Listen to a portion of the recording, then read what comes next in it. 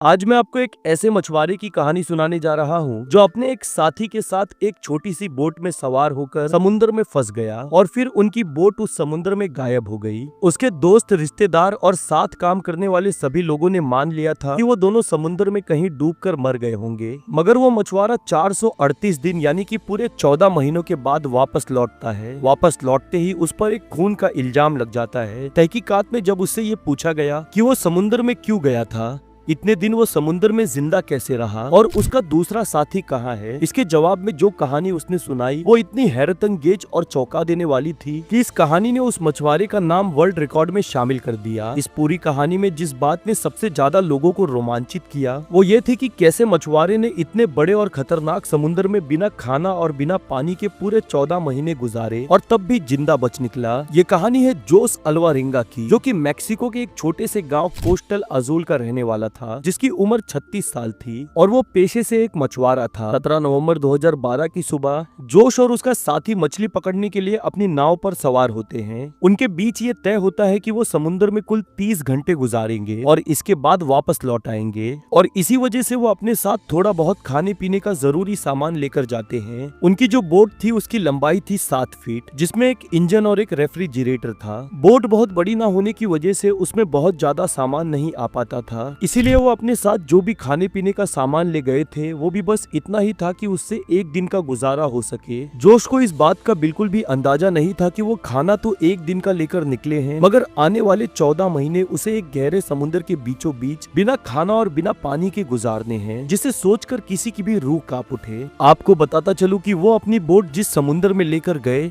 वो Pacific ocean था, जिसका कुल एरिया लगभग 165 मिलियन स्क्वायर किलोमीटर है। पैसिफिक ओशन इतना बड़ा है कि अकेले हमारी धरती यानी कि जो सूखा हिस्सा है जिसमें हम रहते हैं वो पूरा का पूरा समा जाए। इसका मतलब ये था कि अगर पैसिफिक ओशन में कोई गुम जाए तो उसे ढूंढना लगभग नामुमकिन है। वो दोनों मेक्सिको के किनारे से लगभग 120 किलोमीटर दूर निकल आते हैं और शिखर के लिए पानी में अपना जाल फैलाते हैं, पर उसी वक्त समुद्र में एक भयानक तूफान आ पहुंचता है और वो दोनों अपनी जान बचाने के लिए उस जाल को वहीं छोड़ देते हैं और अपनी बोट से वापस किनारे की ओर भागते हैं। वो दोनों लगातार बोट को भगाते रहते हैं और लगभग 6 घंटे के बाद सुबह 7 बजे वो किनारे से बस 20 किलोमीटर दूर थे, जहां से उन्हें समुद्र का किनारा और अपना गांव भी दिखाई देने लगता है। हालांकि वो समुद्री तूफान को बहुत पीछे छोड़ आए थे, मगर उन दोनों की किस्मत में कुछ और ही लिखा था और फिर उन दोनों के साथ जो हुआ उसने उनकी जिंदगी को हमेशा हमेशा के लिए बदल के रख दिया। वो दोनों समुद्र के किनारे पहुंचने ही वाले थे कि अचानक उनकी बोट का इंजन खराब हो गया।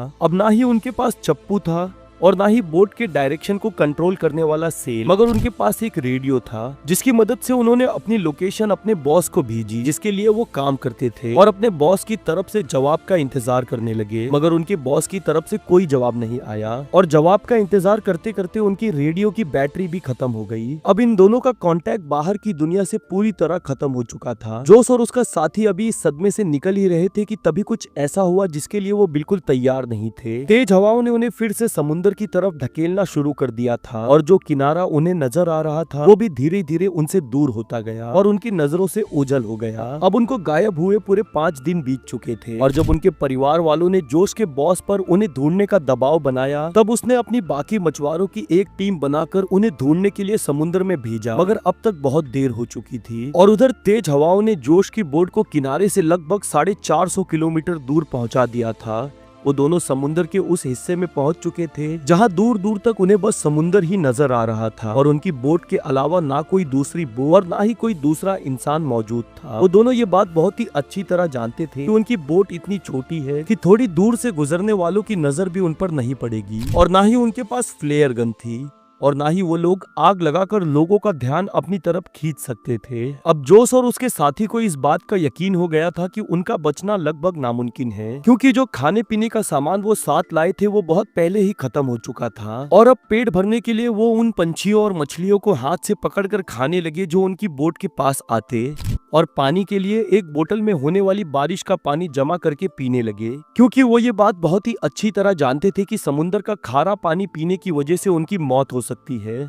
पर कभी कभी कई दिनों तक बारिश नहीं होती थी और वो दोनों अपनी प्यास बुझाने के लिए मछलियों और कछुओं का खून पीते, वो भी तब जब वो उन्हें पकड़ने में कामयाब हो जाते। और इसी तरह दिन और महीने गुजरते गए और इस दौरान वो जिस दिमागी टॉर्चर से गुजर रहे थे उसकी कल्पना करना अपने आप में ही डरावना है। और आखिरकार 4 महीने के बाद जोश के साथी ने इस दिमागी टॉर्चर के आगे हिम्मत तोड़ दी और समुद्र के पानी में कूदकर अपनी जान दे दी। और जोश उस बोट पर बिल्कुल अकेला बचा था, ना ही उससे कोई बात करने वाला था और ना ही उसका कोई साथ देने वाला। और वो चारों तरफ से इस गहरे समुद्र में अकेला जिंदगी गुजारने लगा। जोश की बोट पैसिफिक ओशन के उस हिस्से में पहुंच चुकी थी जो समुद्र का सबसे शांत हिस्सा माना जाता है, जहां महीनों में कभी कभार किसी शिप या कार्गो का गुजरना होता है। अब जोश को समुद्र में रहते 6 महीने बीत चुके थे और इसी दौरान उसने अपने साथी को भी खो दिया था और इसी वजह से वो धीरे धीरे अपने दिमागी संतुलन को खोने लगा। तभी एक दिन उसे कुछ दूरी पर एक कार्गो शिप दिखाई देती है जो वहां से गुजर रही थी। वो पहली कार्गो शिप थी जो पिछले 6 महीनों में जोश को दिखाई दी थी। उस कार्गो शिप को देखकर जोश की आंखों में एक चमक आ जाती है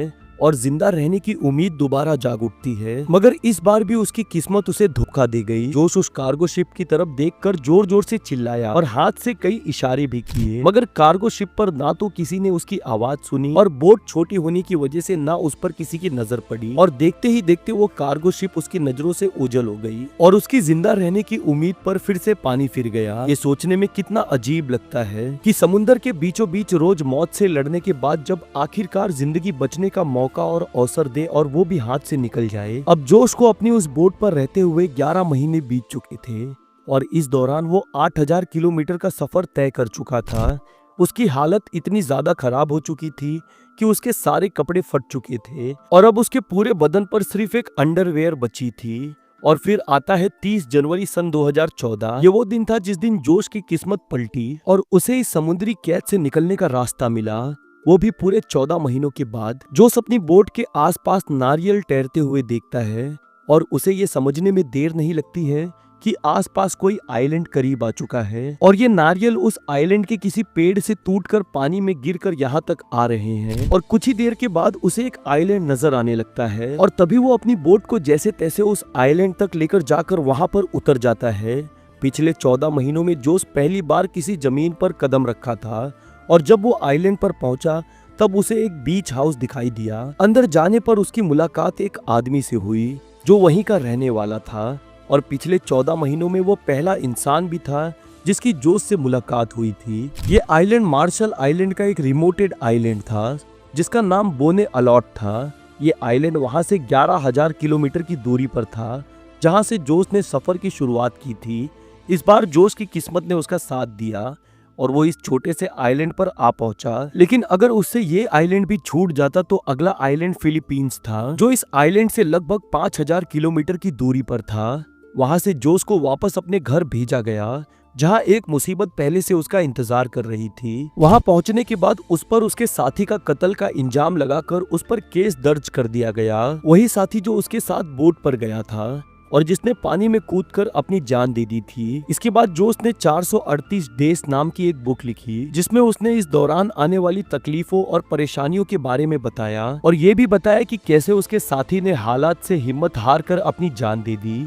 ये थी कहानी उस मछुआरे की जो 14 महीनों तक बिना खाना और बिना पानी के समुद्र में रहा मगर फिर भी बच निकला और उसका नाम सबसे लंबे समय तक समुद्र में रहने वाले इंसान के नाम से वर्ल्ड रिकॉर्ड में शामिल हो गया। आपको ये कहानी कैसी लगी कमेंट सेक्शन में लिखकर जरूर बताएं। इस वीडियो को लाइक करें और क्राइम स्टूडियोज चैनल को सब्सक्राइब करें।